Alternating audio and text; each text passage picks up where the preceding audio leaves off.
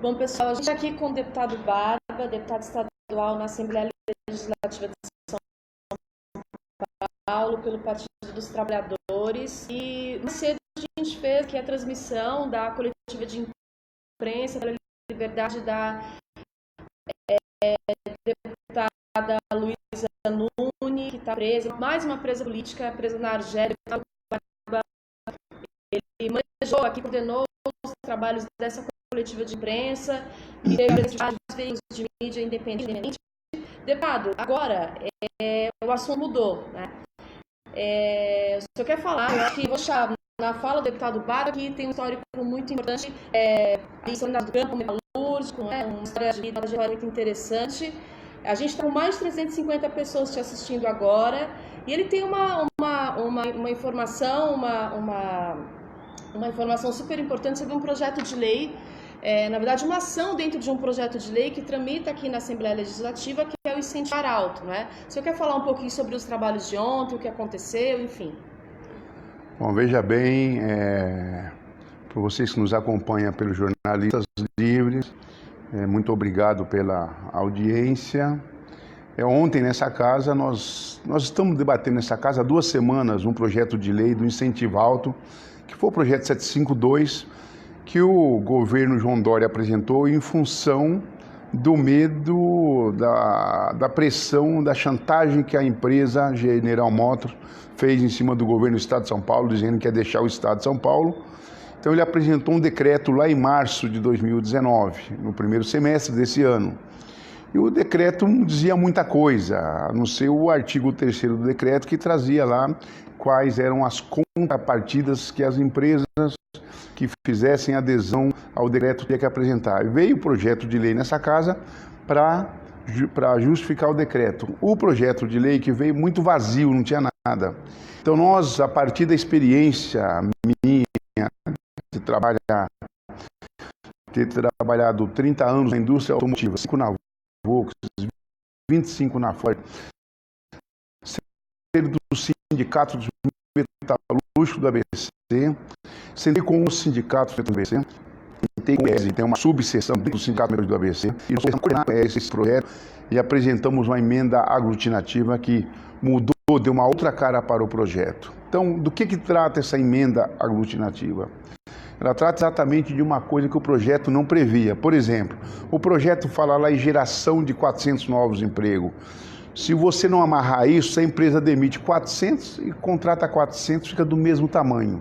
Então, os 400 novos empregos são para ampliar. Nós colocamos um parágrafo no projeto de lei que fala disso,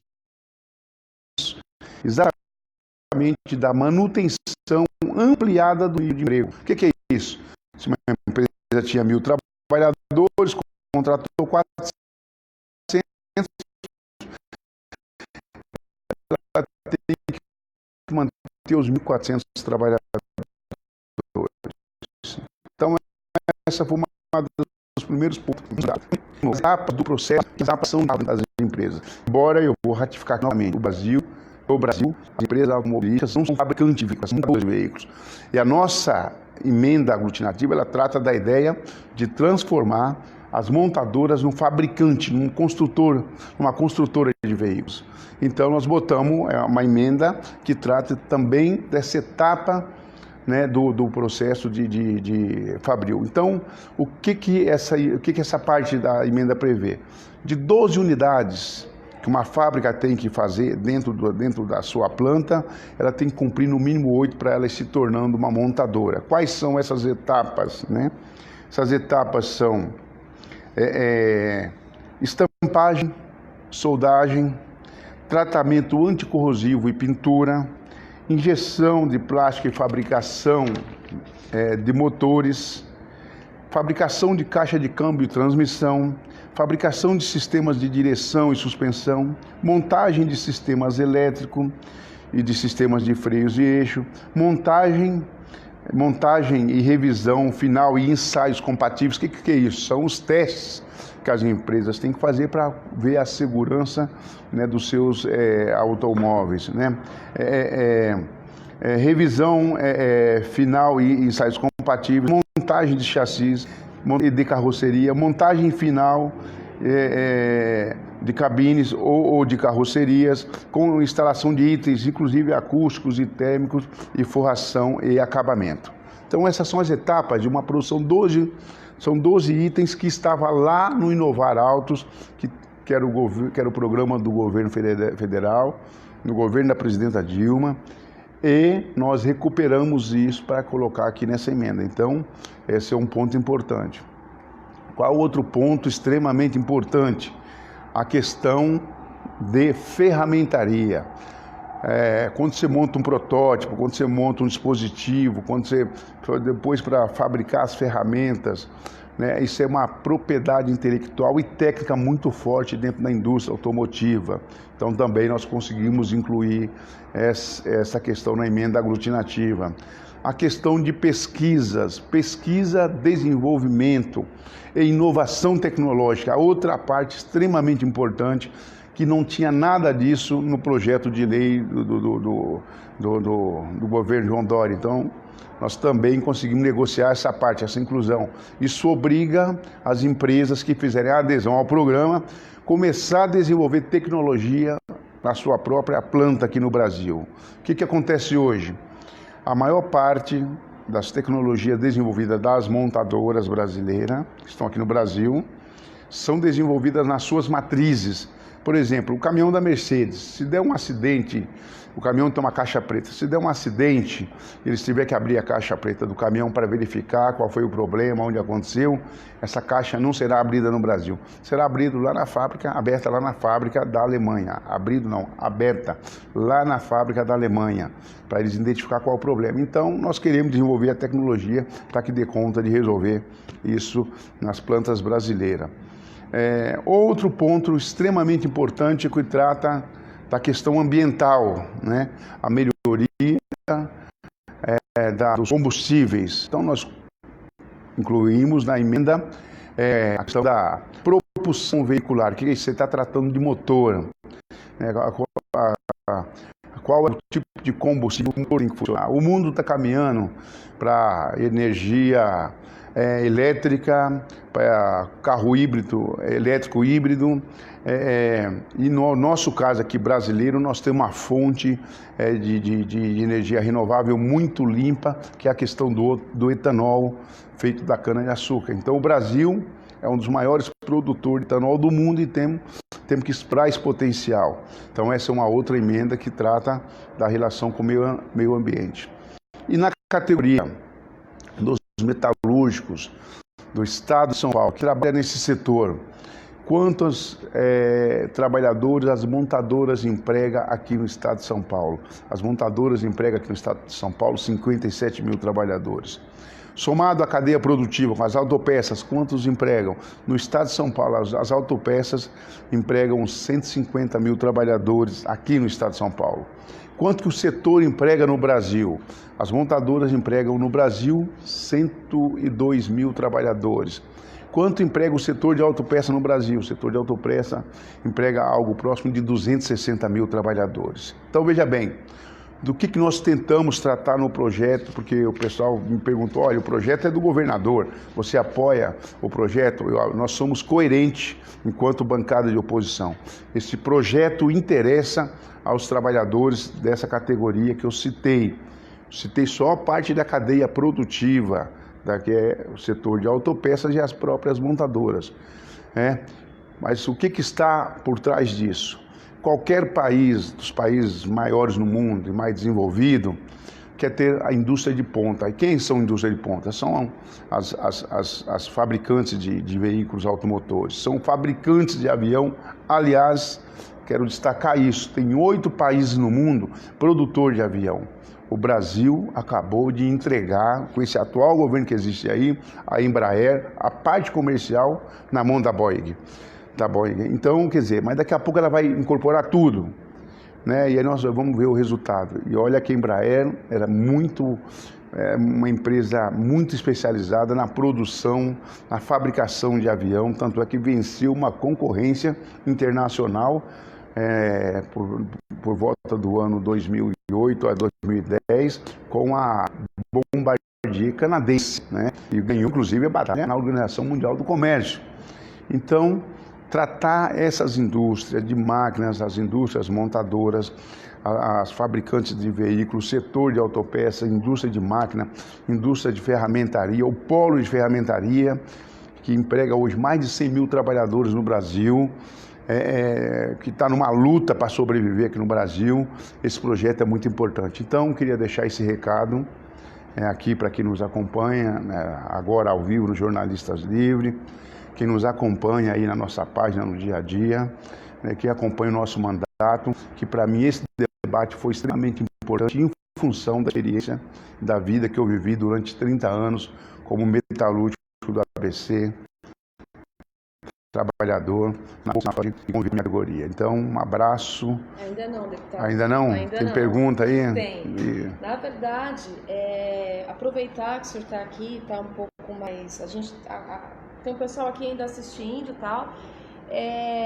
Além dessa questão do 752, o pessoal está... Tem uma moça, Luciane Silva, falou assim: esse desgoverno é uma vergonha entreguista miliciana. Pessoal, entraram uns bolsominions também que já foram combatidos aqui pelo pessoal que está em luta pela democracia, mas queria que o senhor comentasse um pouquinho sobre a vida real na Assembleia Legislativa de São Paulo para a oposição. A vida real na Assembleia de São Paulo, nessa atual legislatura, tem um fato novo. Qual que é o fato novo? Entrou aqui alguns partidos que aqui na casa não existia. Chegou o Partido Novo com 4 deputados, extremamente liberais, né, do ponto de vista da questão do mercado, né? Entrou o pessoal de extrema direita, que é o pessoal do PSL. Então aqui, por exemplo, quem nos acompanha, quem é capitalista aqui na Assembleia Legislativa, você não pode falar de Adam Smith. Eles vão chamar o Adam Smith, que é o pai do capitalismo, de comunista, né? Então, vocês veem, só para vocês entenderem o nível, né, do debate que tem aqui hoje. Então, pegando a questão de costumes e tentando transformar num debate violento, ruim, que é a questão do debate da ideologia de gênero. Vamos deixar claro. Gênero não tem ideologia. A questão de gênero a gente discute identidade de gênero, a gente discute orientação sexual, você pode discutir o sexo biológico, não tem problema nenhum. Eles estão tentando transformar que ideologia de gênero é uma questão imoral e é uma convenção da esquerda no país, né? Sabemos que ideologia a gente discute as questões políticas. Se você é capitalista, se você é social-democrata, se você é socialista, comunista, você discute modelos políticos, você discute regimes políticos. Então, eles misturam esse debate. E nas falas há uma pregação, às vezes, até de ódio. E eu, juntamente com a minha bancada de deputados, 7 deputados e 3 deputadas, mais o bloco de oposição, os companheiras e companheiros do PSOL e a companheira Leci, do PCdoB, nós vamos combater de maneira veemente essa disputa das questões de costume, das questões religiosas, né? O nosso Estado é laico, isso não pode prevalecer aqui na Assembleia. Na verdade, tem um grupo aqui praticando, né, desonestidade intelectual, ou falta de honestidade intelectual. Esse é um problema. Isso é mau caratismo dessas pessoas que estão fazendo isso. Eu já tenho feito esse debate de maneira muito dura, né, principalmente, né, com alguns deputados e deputadas do PSL. Então, não tem moleza. O debate aqui é o debate da disputa e da luta de classes, para quem está nos acompanhando, para quem que entende essa história da disputa. Então, é um governo do Estado de São Paulo de direita. Aliás, eu diria que o João Dória é de extrema direita, né? Um governo cheio de chacota, cheio de zombaria, cheio de gozação, que gosta de querer humilhar a classe trabalhadora, que gosta de querer humilhar os movimentos sociais, que gosta de querer humilhar o movimento moradia, né? Que gosta de querer humilhar o movimento sindical, que gosta de querer humilhar a esquerda. Então, é um governo aqui no Estado de São Paulo assim. E um governo lá em Brasília, né, que é um governo miliciano, que é um governo da turma da bancada da bala, que é um governo que a cada 5 minutos que ele fala, ou alguém da equipe de governo dele, né, fala que estão tentando destruir socialismo e o comunismo no Brasil. Quem nos acompanha sabe que o Brasil nunca foi um país socialista. O Brasil já foi no passado, donos de empresas, donos de empresas que eram meios de produção, como a CSN, como a Cosipa, como a Petrobras, como várias empresas que eles foram entregando na mão do capital financeiro nacional e internacional. Então são entreguistas. Como esse governo agora quer entregar o maior patrimônio brasileiro que nós temos, uma empresa que tem que cumprir uma tarefa republicana, que é a Petrobras, ele quer privatizar, começando pela parte da Eletrobras e entregando tudo na mão do setor privado. O Dória não é diferente disso. E lá ele é um governo de direita e de extrema direita, e o Dória aqui em São Paulo é a mesma coisa. Aliás, vamos dizer, Dória e Bolsonaro, aliás, o Bolsodória, são tudo farinha do mesmo saco. Certo, deputado. Eu fiz essa pergunta justamente para a gente aproveitar o gancho, porque as pessoas aqui falam que o Dória está em plena campanha presidencial já. E como a gente tem pessoas do mundo inteiro, não só dos estados, não é, do Brasil, assistindo, seria muito bom para quem não conhece o João Dória que soubesse de quem ele é na vida real pela boca do líder da bancada do Partido dos Trabalhadores na Assembleia, né? Então acho que... Só para quem está nos acompanhando entender como é que é o Estado de São Paulo, o Estado de São Paulo tinha até recentemente 14 empresas estatais, das quais 6 tinha dependência de dotação orçamentária, dependia de orçamento do governo, e 8 tem dotação orçamentária própria, consegue construir sua própria receita. Ele extinguiu 4 empresas recentemente, que foi a Implaza, que planejava e organizava a região metropolitana através das cartas e mapas, essas questões topográficas. A CPOSP é a Companhia Paulista de Obras, que foi extinta, a Implaza foi extinta, essa também foi extinta. Essa empresa, a CPOS, teve um faturamento de 67 milhões de reais no ano 2017, um faturamento parecido no ano 2018. A outra era a Codasp, que é a companhia de apoio à agricultura familiar e à agricultura do pequeno e médio produtor no estado de São Paulo. E a outra foi a Dersa, que é a empresa responsável por abrir estradas principais, vicinais, pontes, viadutos, que tinha essa tarefa, né? Nós no estado de São Paulo temos 645 cidades. Das 645 cidades, só tem 113 cidades que têm acima de 50 mil habitantes. O restante é tudo abaixo de 50 mil habitantes. Então, uma empresa, uma cidade de 10 mil, 12 mil habitantes, não consegue no mercado contratar esses serviços que a Dersa fornecia. Bom, mas somado essas 14 empresas, mais os institutos de pesquisas, mais autarquias, mais fazendas experimentais, parques e reservas, né? São mais ou menos quase 200 equipamentos públicos no estado de São Paulo.